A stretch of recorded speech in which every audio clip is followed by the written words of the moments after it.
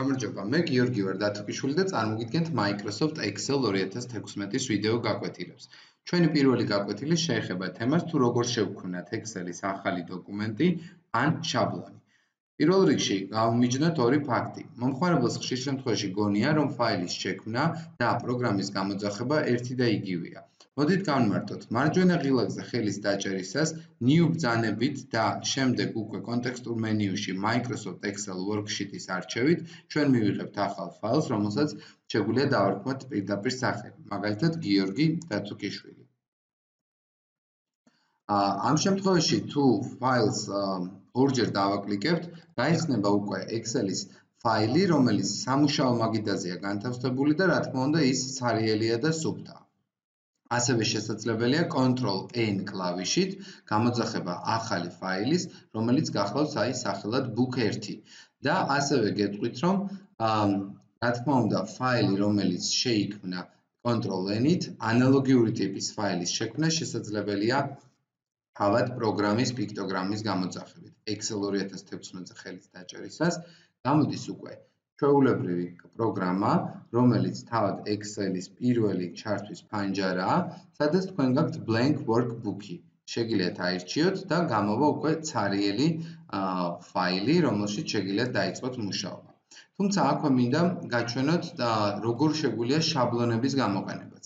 თუ Excel 2016-ის პიქტოგრამას დავაწვევით, გამოვა პროგრამა, რომელშიც თვითონ თავად შემოგთავაზებს იმ შაბლონებს, რომლებიც მე ან უკვე გამოვიყვანე, ან არის ჩემს კომპიუტერში წინასწარ ჩაწერილი.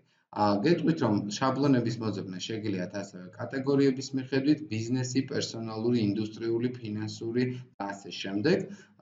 და ან ჩაწეროთ უბრალოდ რაიმე სიტყვა და კონკრეტულად ამ სიტყვის მიხედვით შეიძლება მოიძებნოს რაიმე შაბლონი. მოდით ჩვენ ავირჩიოთ მაგალითად პერსონალური, დაველოდოთ, შეგახსენებთ, რომ ინტერნეტი ამისათვის აუცილებელია. ძებნის შედეგად გამოსული ფანჯრიდან შეგვიძლია შევარჩიოთ რაღაცა ნებისმიერი შაბლონი, რომელიც თქვენ თემატურად მოგეწონებათ და დაგაინტერესებთ.